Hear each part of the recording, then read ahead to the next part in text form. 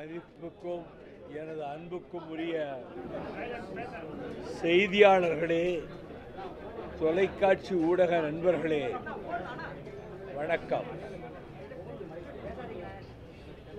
மறுமலர்ச்சி திராவிட முன்னேற்றக் கழகம் சரியாக குறிப்பிட்டு சொன்னால் 1993 அக்டோபர் 3 அன்று அது விதைக்கப்பட்டது. ஆனால் மே 6ஆம் தேதி தான் கட்சிக்கு பெயரும் கொடியும் நிர்மாணிக்கப்பட்டது. மறுமலர்ச்சி திராவிட முன்னேற்றக் கழகம் என்ற பெயரும், அண்ணா வருங்காலத்தில் இந்த கொடியிலே சிவப்பு வண்ணம் அதிகமாகும் என்று சொன்னாரே, அதை போல சிவப்பு, கருப்பு, சிவப்பு அந்த கொடியும் மே 6ஆம் தேதி அன்று சங்கரதாஸ் சுவாமிகள் அரங்கத்திலே அறிமுகப்படுத்தப்பட்ட லட்சோபலட்சம் பேர் வந்தனர். ஏப்ரல் 16 எழுச்சி பேரணியை இந்த சென்னை மாநகர வரலாற்றில் அதற்கு முன்பும் எந்த கட்சியும் நடத்தவில்லை, அதற்கு பின்பும் எந்த கட்சியும் நடத்த முடியவில்லை.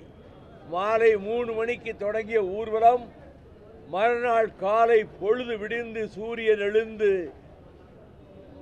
6:45 மணிக்குத்தான் ஊர்வலம் முடிவுற்றது. நான் பேசும்போது விடிய காலம் 7 மணி. லட்சக்கணக்கில் ஒவ்வொரு லாரியிலே 80 பேர் 90 பேர் அப்படி வந்த லாரிகள் மாத்திரம் 4000 லாரிகளுக்கு மேலே இருக்கும். ஆக அலை புரண்டு கடல் பொங்கி எழுவது போல் மறுமலர்ச்சி திராவிட முன்னேற்ற கழகத்திற்கு திராவிட இயக்க சிந்தனையாளர்களும் அண்ணாவின் மீது உண்மையான பற்று கொண்டவர்களும் வந்தார்கள். ஆனால் அந்த தேர்தலில் தோற்று போனவுடன் திமுக கழகத்திலே இருந்து வந்தவர்களிலே பலர் திரும்ப சென்றார்கள். நான் யாரையும் விமர்சிக்கவில்லை. என்னோடு வந்தால் எம்எல்ஏ, எம்எல்சி, மந்திரி பதவியெல்லாம் கிடைக்காது. போராட்டம், இரத்த களரிகள், கண்ணீர், வியர்வை, இதைத்தான் நீங்கள் பார்க்க முடியும் என்று சொன்னேன். அதன்படி வந்தவர்கள்தான் தமிழ்நாடு பூராவிலும் இன்றைக்கு இருக்கிறார்கள். நேற்றுக்கு ஒரு பத்திரிகை தொகுதிகள் எவ்வளவு கொடுக்கப்படும் என்று எழுதுகிற போது திராவிட முன்னேற்ற கழகத்தையும், அண்ணா திராவிட முன்னேற்ற கழகத்தையும், காங்கிரஸ் கட்சியையும், இன்னொரு கட்சியையும், இவர்களெல்லாம் வலுவாக இருக்கிறார்கள், கூட்டணி என்ன செய்வது என்று யோசித்துக் கொண்டிருக்கிறார்கள்.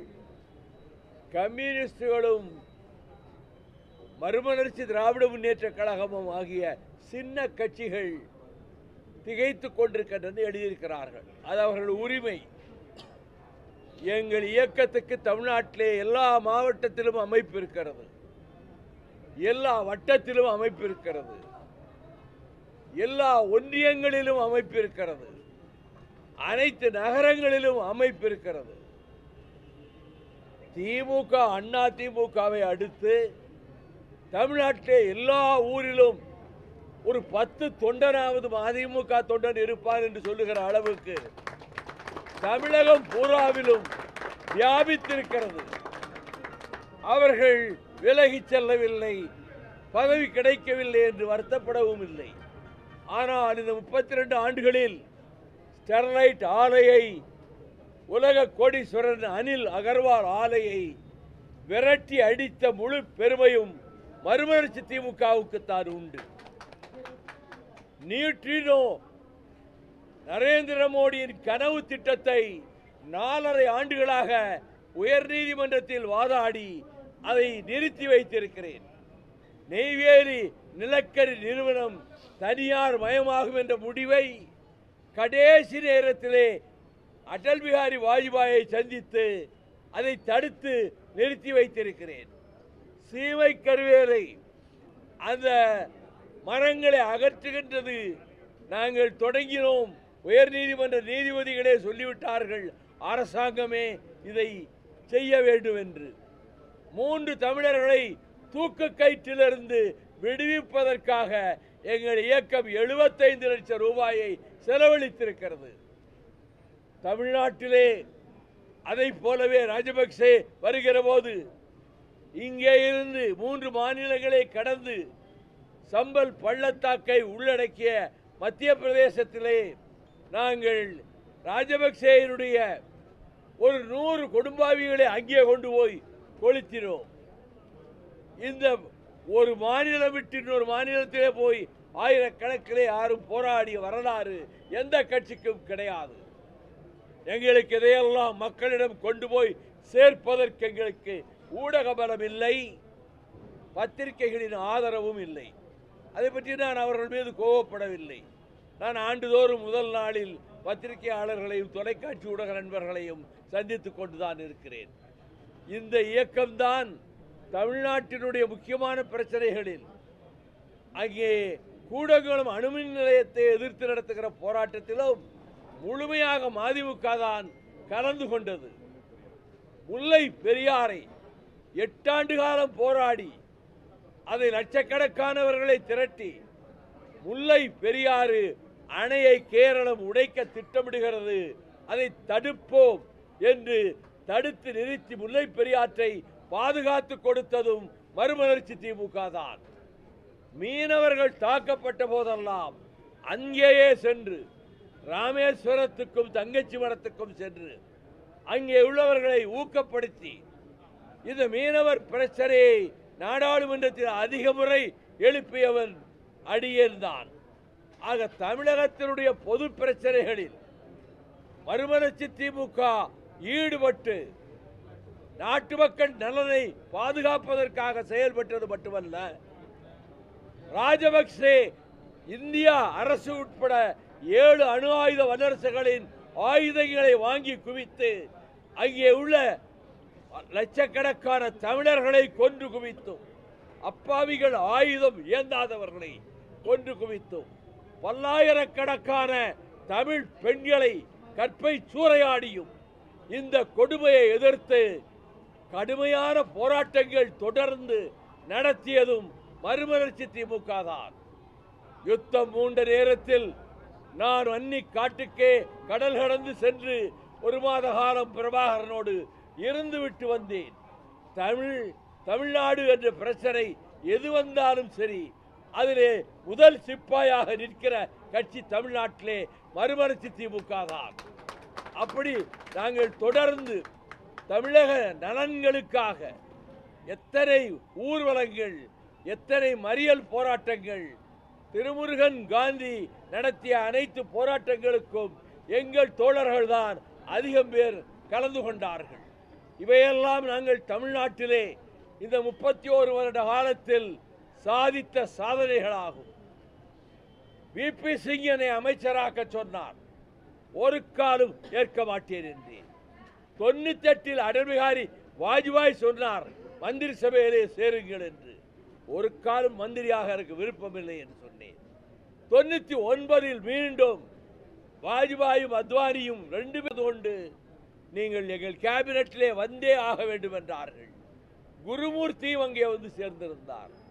நான் ஒரு நாளும் அமைச்சராக மாட்டேன், எங்கள் கட்சியிலே ஒரு 2 பேருக்கு மந்திரி கொடுங்கள் என்று கண்ணப்பனுக்கும் செஞ்சி ராமச்சந்திரனுக்கும் அமைச்சர் பதவி வாங்கி கொடுத்தேன். விடுதலை புலிகள் மீதான தடையை நீக்குவதற்கு தீர்ப்பாயத்திலே போய் டெல்லியிலும் சென்னையிலும் கொடைக்கானலிலும் அதிலே கலந்து கொண்டு தீர்ப்பாயத்திலேயே புலிகளை தடை செய்ய வேண்டும் என்று நான் முயற்சித்தேன். அந்த வழக்குகளிலே நான் அருமையான வாதங்களை எடுத்து வைத்தாலும் மத்திய சர்க்காருடைய நிர்பந்தத்தால் அந்த தடை நீக்கப்படவில்லை. இப்பொழுதும் என்னுடைய ரிட் மனு உயர் நீதிமன்றத்திலே இருக்கிறது, விடுதலை புலிகள் தடையை நீக்க வேண்டும் என்று. இப்பொழுது நரேந்திர மோடி இலங்கைக்கு சென்றாரே, எதற்கு சென்றார்? ராஜபக்சே கொடுக்கிற பாயாசத்தையும் புட்டுவையும் சாப்பிடுவதற்கு போனாரா?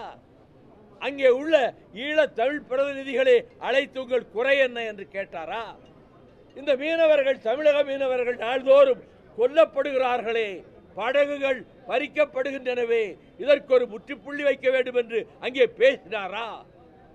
அல்லது தமிழர்களினுடைய உரிமை கோரிக்கையை பரிசீலிக்க ஒரு சர்வதேச குழுவை அமைத்து அதற்கு பிறகு ஒரு பொது வாக்கெடுப்பு நடத்த வேண்டும் என்ற நான் முதலில் பெல்ஜியத்திலே எடுத்து வைத்த கருத்தை அவர் ஆதரிக்க தயாரா? ஆகவே தமிழர்கள், ஈழத் தமிழர்கள், தமிழ்நாட்டு மக்கள், விவசாயிகள் பிரச்சனைக்காக நான் 6000 கிலோமீட்டர் மொத்தம் தமிழ்நாட்டிலே நானும் தோழர்களும் நடந்திருக்கிறோம். அந்தந்த ஊர்களிலே ஜாதி சண்டை கூடாது, மத சண்டை கூடாது என்று பிரச்சாரம் செய்ததோடு இந்த மதுவையும் ஒழிக்க வேண்டும் என்ற பிரச்சாரத்தை தமிழகம் பூராவிலும் செய்துவிட்டு வந்திருக்கின்றேன். ஆக மறுமலர்ச்சி திமுக உண்மையான மறுமலர்ச்சியை திராவிட இயக்கத்திலே உருவாக்கி கொடுக்க வேண்டும் என்ற உறுதியோடு, உத்தரவாதம் தருகின்ற உணர்வோடு நாங்கள் போராடி கொண்டிருக்கிறோம். இந்த இயக்கம் இன்றைக்கு என்னோடு இருக்கக்கூடியவர்கள் எந்த சோதனையிலும் அவர்கள் என்னை விட்டு விலகவில்லை. 1-2 பேருக்கு இங்கே இனிமேல் நம்ம கடை விற்காது என்று கருதிய ஒரு சில பேர் வெளியேறி சென்றார்கள். வாழ்க அவர்கள். நான் அவர்களை குறை சொல்லவில்லை.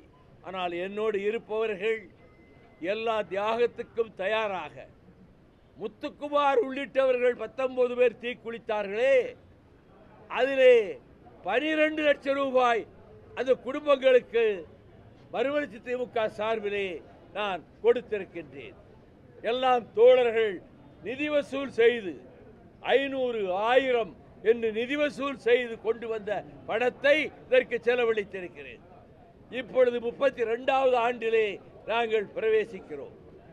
அரசியல் நிலைமை எரிமலை போல் கொதிக்கிறது. இந்துத்துவ சக்திகளும் சனாதன சக்திகளும் இந்தியாவை ஒட்டுமொத்தமாக கவர்ந்து கொண்டு ஒரே இந்தியா, ஒரே கட்சி, ஒரே கொடி, ஒரே சின்னம் என்ற நிலைமைக்கு கொண்டு வருகிறார்கள். எல்லோருக்கும் அவர்கள் ஒரே மதம் என்று சொல்வதோடு மட்டுமல்ல, ஒரே கலாச்சாரம். இதை ஒரு காலம் ஏற்றுக்கொள்ள முடியாது. இந்தியா என்றும் ஒரே நாடாக பிரிட்டிஷ் வருவதற்கு முன்பு இருந்தது கிடையாது. இது பல தேசிய இனங்களை கொண்ட ஒரு உபகண்டம். பேரறிஞர் அண்ணா அவர்கள் 63 தன்னுடைய கன்னி பேச்சில், மேடன் ஸ்பீச், அதில் பிரிந்து போகின்ற உரிமை வேண்டும், ரைட் ஆஃப் செல்ஃப் டிட்டர்மினேஷன் எங்களுக்கு வேண்டும் என்று சொன்னதோடு அதை பற்றி அவர் அழகாக வர்ணிக்கிறார். I come from a country in which so many nationalities have joined together. அந்த முதல் வாக்கியமே நான் இந்தியாவிலே ஒரு நாட்டிலிருந்து வருகிறேன், அதாவது தமிழ்நாட்டிலிருந்து வருகிறேன் என்று இதான் அவருடைய முதல் பேச்சு. இது எங்கள் நெஞ்சின் ஆழத்திலே ஊடுருவி இருக்கிறது. ஒருமைப்பாட்டுக்கும் ஒற்றுமைக்கும் நாங்கள் விரோதிகள் அல்ல. ஆனால் அவர்கள் கூடங்குளத்தை அழிப்போம், தென் மாவட்டங்களை அழிப்போம், கல்பாக்கம் வழியாக வடபுலத்தை அழிப்போம் என்று சொல்வது மட்டுமல்ல, பாகிஸ்தானுக்கும் இந்தியாவுக்கும் போர் மூட வேண்டும் என்று பலத்த குரல் கொடுக்கிறார்கள். நான் அந்த தீவிரவாதிகளை, அந்த பயங்கரவாதிகளை ஒடுக்குவதற்கும் அடக்கி ஒடுக்குவதற்கும் துப்பாக்கிகளை தூக்கி கொண்டு போய் அவர்களை விரட்டி அவர்கள் உயிரை வாங்குவதற்கும் நாங்கள் ஒருமுகமாக ஆதரிக்கிறோம் அந்த பயங்கரவாதிகளை. ஆனால் யுத்தம் வேண்டும் என்று சொல்லுகிறார்களே, நரேந்திர மோடியும் அமித்ஷாவும் ராஜ்நாத் சிங்கும், யுத்தத்தில் எத்தனை குழந்தைகள் கொல்லப்படுவார்கள், எத்தனை பெண்கள் கொல்லப்படுவார்கள், எத்தனை வயது மூத்தவர்கள் கொல்லப்படுவார்கள், தீவிரவாதத்துக்கு சற்றும் தொடர்பில்லாத லட்சக்கணக்கான மக்கள், பாகிஸ்தான் மக்கள் கொல்லப்படுவார்கள். அவன் பதிலுக்கு வீசுகிற குண்டுகளில் இங்கே இருக்கிற அப்பாவி மக்கள், குழந்தைகள், தாய்மார்கள் இந்தியாவிலே கொல்லப்படுவார்கள். அப்படி ஒரு யுத்தத்தை தேடுகிறதா பாகிஸ்தான்? அப்படி யுத்தத்தை திணிப்பதற்கு இந்திய அரசு முனைகிறதா? கொரியா சண்டைக்கு பிறகு உலகளாவிய யுத்தம் வந்துவிடக்கூடாது என்று உலக நாடுகள் எல்லாம் அக்கறையோடு இருக்கிற போது இவர்கள் போர் வேண்டும், யுத்தம் வேண்டும் என்கிறார்கள். இந்த கருத்திலே எனக்கு உடன்பாடில்லை. தீவிரவாதிகளை தேடி பிடித்து ரவை ரவையாக குண்டுகளை செலுத்தி தலைகளை வாங்கி அவர்களை ஒழித்து கட்டுங்கள். ஷபாஸ், செய்வோம். ஆனால் அப்பாவி முஸ்லிம்கள் என்ன செய்தார்கள்? அவர்கள் மீதமிருந்த தமிழர்களை, இந்தியர்களை பாதுகாத்து கொண்டு போய் வீடுகளிலே வைத்து காப்பாற்றினார்கள். ஆகவே போர் கூடாது என்பது என்னுடைய கருத்து. யுத்தம் வரக்கூடாது, இரு நாடுகளும் அழிந்து போகும் என்பது என்னுடைய கருத்து. தீவிரவாதிகளை ஒடுக்குவதற்கு, பயங்கரவாதிகளை ஒடுக்குவதற்கு எடுக்கின்ற முயற்சிகள் அனைத்தையும் பாராட்டி ஆதரிக்கிறோம். இதுதான் இந்திய அரசியல் நிலைமையில் இந்த போர் மேகங்கள் சூழ்ந்திருக்கின்றனவே, இது பெரும் பயத்தை தருகிறது. அதே நேரத்தில் இந்தியையும் சமஸ்கிருதத்தையும் திணித்துவிட வேண்டும் என்று ஒரே மொழி என்று சொல்லுகிறார்கள். அந்த இந்தியை இப்பொழுது நாம் மட்டும் எதிர்க்கவில்லை, கேரளம் எதிர்க்கிறது, கர்நாடகம் எதிர்க்கிறது, மராட்டியம் எதிர்க்கிறது, பஞ்சாப் எதிர்க்கிறது. இன்னும் பல மாநிலங்களிலே அதை எதிர்க்கக்கூடிய சூழ்நிலை தன்னாலே உருவாகும். திராவிட மாடல் ஆட்சி நடத்துகின்ற முதலமைச்சர் மாண்புமிகு தளபதி மு.க. ஸ்டாலின் தலைமையில் புதிய புதிய திட்டங்களை தமிழ்நாட்டிலே கொண்டு வந்து மக்களின் ஆதரவை முன்னை விட அதிகமாக பெற்று வருகிறார்கள். ஆக மக்கள் நலனே நம்முடைய நலன் என்று இயக்கம் பாடுபடும். தமிழகத்துக்கு ஒரு ஆபத்தென்றால் தமிழக மீனவர்கள் தினந்தோறும் பிடிக்கப்படுகிறார்கள், சுடப்படுகிறார்கள், படகுகள் இழுத்து கொண்டு போய் உடைக்கிறார்கள், நன்கிருக்கிற படகுகளை ஏலம் விட போகிறார்கள். நாம் இருக்கிற பிரஜைகள், குடிமக்கள் இந்தியாவின் குடிமக்கள் அல்லவா? எங்கள் வரிப்படத்திலும் தானே நீ பட்டாளத்துக்காரனுக்கும் போலீஸுக்கும் சம்பளம் கொடுக்கிறாய், எங்கள் பணமும் அதிலே இருக்கிறது அல்லவா? எனவே மத்திய அரசு அங்கே பரிவார் கூட்டம், இந்துத்துவா கூட்டம் ஒரு மாநாடு போட்டார்கள் வாரணாசியிலே. அதிலே ஒரு பிரகடனம் வெளியிட்டிருக்கிறார்கள். இனிமேல் பாரத் என்றுதான் இந்தியா அழைக்கப்படும். இந்தியா என்ற பெயரே இனி இருக்கக்கூடாது. முஸ்லிம்களும் கிறிஸ்தவர்களுக்கும் ஓட்டுரிமை கொடுக்கக்கூடாது. அவர்கள் இந்தியாவிலே இருந்து வெளியேற்றப்பட வேண்டும். இந்தி மொழியும் சமஸ்கிருதம் மட்டும்தான் ஆட்சி மொழிகளாக இருக்க வேண்டும். அது இப்படி சில கொடூரமான சரத்துக்களை கொண்ட பிரகடனத்தை அவர்கள் வாரணாசியிலே வெளியேற்றிவிட்டு நிறைவேற்றிவிட்டு தலைநகரின் டெல்லி இருக்கக்கூடாது, வாரணாசி தான் அவர்களுடைய மதகேந்திரம்தான் தலைநகராக இந்தியாவுக்கு இருக்க வேண்டும். அதுவும் அந்த பிரகடனத்திலே இருக்கிறது. ஆக ஒருமைப்பாடு கேள்விக்குறியிலே தொங்கிக் கொண்டிருக்கிறது என்பதுதான் என்னுடைய கருத்து. நாடாளுமன்றத்தில் இந்திக்காரர்கள் கூச்சல் எழுப்பிய போது ஒரு எம்பி சகட்டு வேலைக்கு எதிர்க்கட்சிகளையும் காங்கிரஸையும் கம்யூனிஸ்டுகளையும் மற்ற மதிமுக போன்ற கட்சிகளையும் தாக்கி பேசிய போது ஒரு குரல் கூட எதிர்க்கட்சி வரிசையிலிருந்து எழவில்லை. நான் தாங்கிக் கொள்ள முடியவில்லை. நான் இந்திய எதிர்ப்பு போராட்டத்திலே இருந்து வடித்தெடுக்கப்பட்டவன், சிறை சென்றவன், அரசியல் சட்டத்தை தெரு வீதியிலே போட்டு கொளுத்திவிட்டு பார்லிமெண்ட்டுக்குள்ளேயும் நான் அரசியல் சட்டத்தை தான் கொளுத்தினேன் என்று சபை நடந்து கொண்டிருந்த போது, சங்கர் தயாள் சர்மா சேர்மனாக இருந்த போது நான் சொன்னேன். யாரும் எதிர்க்கவில்லை, இந்தி வெறியர்கள் கூட. ஆனால் இம்முறை அவர்கள் இந்தி பேசாத மக்களை திட்டி தீர்த்த போது அந்த எம்பி ஒரு 3/4 மணி நேரம் நான் பொறுத்து கொண்டிருந்தேன். அதன் பிறகு இவருக்கு ஆங்கிலம் தெரியாது, இந்தியிலே நம்ம எல்லோரையும் திட்டுகிறார் இந்த எம்பி, இவருக்கு சரியான பதிலடி கொடுக்க வேண்டும் என்று. என்ன பேசுகிறாய் நீ, என்ன உளறுகிறாய் நீ என்று சொன்னபோது அவன் திகைத்து விட்டான். என்ன வேற ஏதோ சத்தம் வருது என்ன. நான் ஆங்கிலத்திலையும் பேசல, தமிழ்ல இது இந்தியிலையும் பேசல, ஹிந்தி தெரியாது. எவரோ ஒருத்தர் பேப்பரில் எழுதியிருக்கிறான் ஹிந்தி வைகோவுக்கு தெரியும்னு சொல்லி. தெரியும், 4 வார்த்தை தெரியும். ஏக் டாக்ஸி, ஒரு டாக்ஸி வேணும்னு டாக்ஸி ஸ்டாண்டுக்கு ஃபோன் பண்ணுவேன். 2 நம்பர் மீனாபாக், என்னுடைய வீடு மீனாபாக்கில் இருக்கு, அங்கே வா. பிறகு இன்னொரு வார்த்தை என்ன, அவன் அவசரப்பட்டு வேற பக்கம் போயிட்டான், பஸ் பஸ் பஸ் பஸ், அப்போ பஸ் நிறுத்து. நேரா போகணும்னா சாரா சாரா சாரா இந்த 6 வார்த்தை தவிர இந்த குதிரைக்காரன் பாஷை எனக்கு தெரியாது. அதை நான் சொன்னேன். அவன் இன்னும் அதிகமாக கூச்சலிட்டான். ஏன் கூச்சலிடுகிறாய்?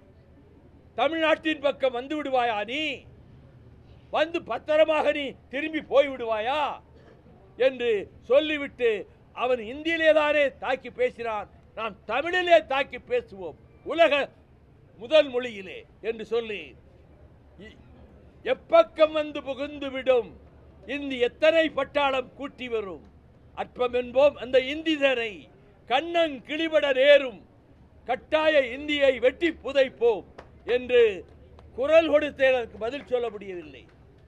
நிர்மலா சீதாராமன் அவர்கள் அமித்ஷா பக்கத்திலே உட்கார்ந்து இருப்பதால் தமிழ் தெரிந்த நிர்மலா ஏன் வைகோவுக்கு மறுப்பு சொல்லவில்லை என்று நினைப்பார் என்பதற்காக எழுந்து நீங்க பேசுறது தப்புனா, அம்மா நீங்க பேசுறது தான் தப்பு, அந்த ஆள் பேசுறாரே இந்திக்காரர் அது முழுக்க தப்பு, இதை நான் எங்க போனாலும் சொல்லுவேன் என்று சொன்னேன். ஆக நாடாளுமன்றத்திலும் நான் தமிழ் உரிமையை, திராவிட இயக்கத்தின் கொள்கைகளை, திராவிட இயக்கத்தின் லட்சியங்களை ஆழமாக பதிவு செய்திருக்கிறேன். 1655 தடவை நான் அந்த 18 வருஷத்திலே 20 வருஷத்திலே நாடாளுமன்றத்திலே பேசியிருக்கிறேன். அந்த 1650 பேச்சுக்களையும் தொகுத்திருக்கிறேன் ஆங்கிலத்திலே.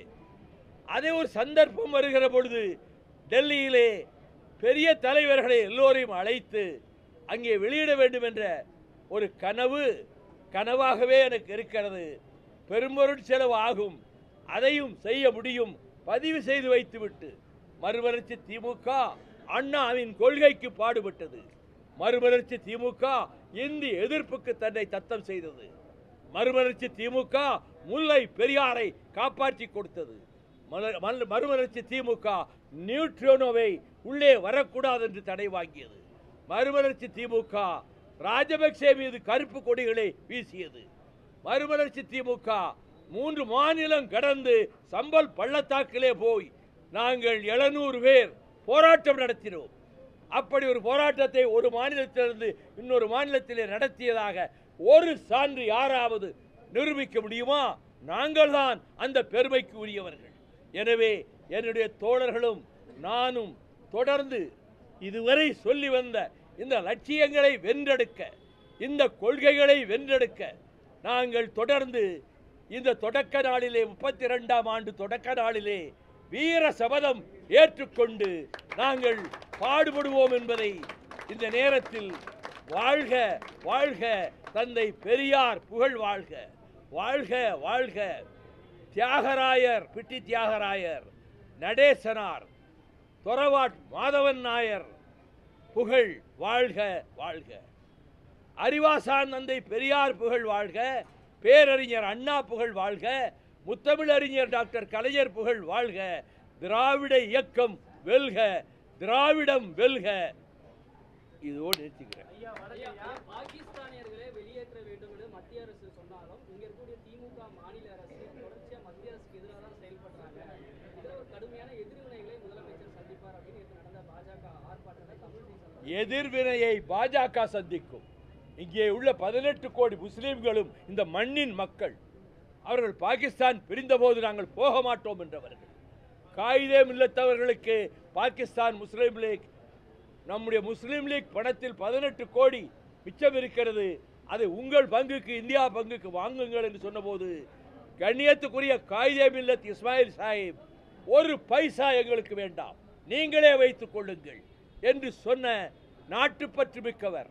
சீன யுத்தத்தின் போது தன் மகனை யுத்தகலத்துக்கு அனுப்புகிறேன் என்று பண்டித ஜவஹர்லால் நேருவுக்கு கடிதம் எழுதியவர்.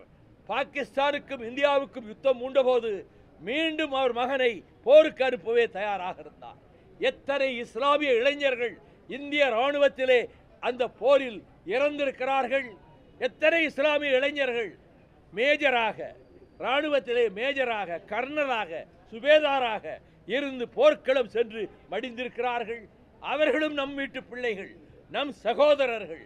இந்த கருத்திலே மறுமலர்ச்சி திமுக உறுதியாக இருக்கிறது. பாஜக இதை எந்த வடிவத்திலே கொண்டு வந்தாலும் அதை முதல் எதிரியாக போய் எதிர்த்து நின்று தகர்ப்பதற்கும் நாங்கள் தயாராக இருக்கிறோம் என்பதை நான் தெரிவித்துக் கொள்கிறேன். பாராளுமன்றத்தில் தொடர்ந்து உங்க குரல் ஒலிக்கணும் அப்படின்னு சொல்லிட்டு மதிமுக தொண்டர்கள் விருப்பப்படுறாங்க. மீண்டும் ராஜ்யசபா போகணும் அப்படின்னு விருப்பப்படுறாங்க. திமுக கிட்ட இருந்து சாதகமான பதில் வந்திருக்கா? இந்த 32வது ஆண்டு விழாவில் தொண்டர்களுக்கு இது சம்பந்தமா நீங்க சொல்லக்கூடிய மெசேஜ்? தொண்டர் கொஞ்சம் கையை தட்டுறது பாட்டு. தொண்டர்கள் எத்தனை பேர்கிட்ட நீங்க கேட்டீங்க? தொண்டர் உங்க விருப்பத்தை அவங்க தொண்டர்கள் மேல ஏத்தி ராஜ்குமார் உங்களுக்கு விருப்பம் நாங்க போகணும்னு அதுக்காக எல்லாரும் சொல்றாங்க அப்படின்னு மக்கள் மேல எல்லா தொண்டர்களும் விரும்புறாங்க.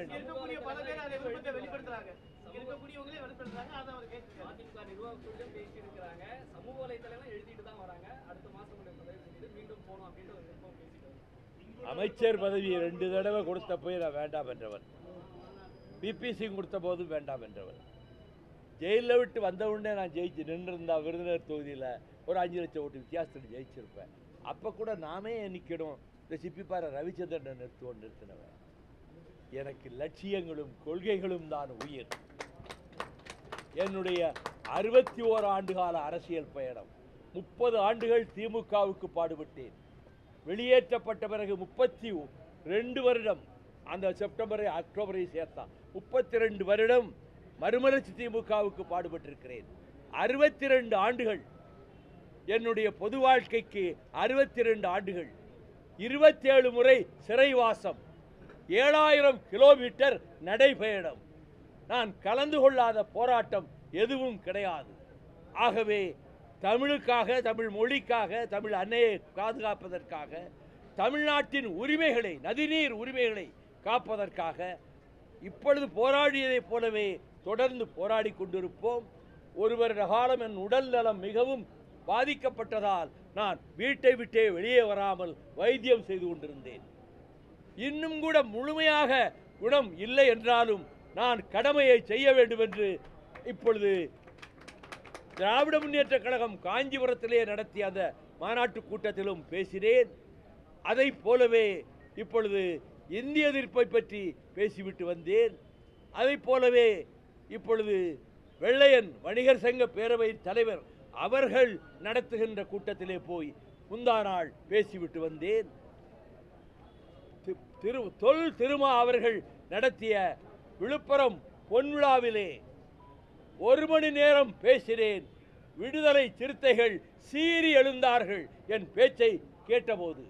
ஆக இயற்கை என் நாக்குக்கு கொடுத்திருக்கக்கூடிய சக்தியையும் எழுதுகின்ற சக்தியையும் நான் உயிரோடு இருக்கிற வரையிலும் மறுமலர்ச்சி திமுகவுக்காகவும் திராவிட இயக்கத்துக்காகவும் அண்ணாவின் கனவுகளுக்காகவும் நாங்கள் பாடுபடுவோம்.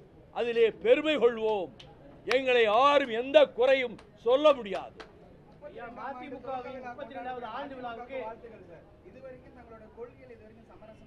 ஒரு நிலை சமரசம் எடுத்துக்கல. கூட்டணி வச்சப்ப கூட சமரசம் எடுத்துக்கல. கூட்டணி வச்சிருக்கும் போதே அந்த கூட்டணி கட்சி அட்டாக் பண்ண.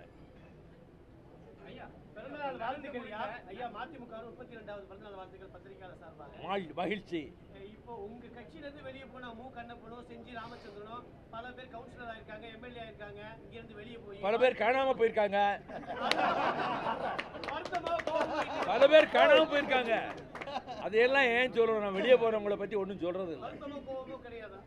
அவங்க அப்படி நினைச்சா கட்சி நடத்த முடியாது. இருந்த மட்டுக்கு இருந்தாங்க. திரும்ப எம்எல்ஏ மந்திரி ஆக முடியாது, அங்கே போனால் ஆகலான்னு நினைச்சவங்க விலகி போனாங்க. அதனால் நீரடித்து நீர் விலகாது என்பதைப் போல கடல் நீரிலே ஒரு கை அள்ளிக்கொண்டு கடலையே வற்றி போய்விட்டது என்று சொல்வதைப் போலத்தான் இருக்கிறது. மதிமுக தொண்டன் ஊருக்கு ஊர் இருக்கிறான், ஊருக்கு ஊர் கொடியேற்றுகிறான். நாங்கள் அழைக்கிற அழைப்புக்கெல்லாம் அவன் போராட்டத்திலே வந்து கலந்து கொள்கிறான். வறுமையின் பிடியில், ஏழ்மையின் பிடியில், பொருளாதார வசதி இல்லாத சூழலில் தான் என் தம்பிமார்களும் அண்ணன்மார்களும் இருக்கிறார்கள். ஆனால் அதை பற்றி கவலைப்படாமல் தொடர்ந்து என்னோடு அணிவகுத்து வருகிறார்கள். நடந்து கொண்ட நீட் தேர்வுல வந்துட்டு தாடியெல்லாம் கட்டி போட்டுட்டு பட்டன்லாம் கட்டிட்டு ரொம்ப ஒரு மாதிரியா பண்ணாங்க. அதை பத்தி உங்களுடைய ஒரு மாதிரியா பண்ணல, காட்டு பிராண்டித்தனமா பண்ணாங்க. அதான் என்னுடைய பதில். இந்தியா பாகிஸ்தான் போர் வரும்னு சொல்லிக்கிற நேரத்துல இலங்கையை சேர்ந்த இலங்கை கடற்படை வந்து தமிழக மீனவர்கள் 22 பேர் படுகாயமாகி இவர் கள்ள உறவு வைத்திருக்கிறார் மோடி. யாரோடு? இலங்கை கூட்டத்தோடு, இலங்கை சிங்கள அரசு.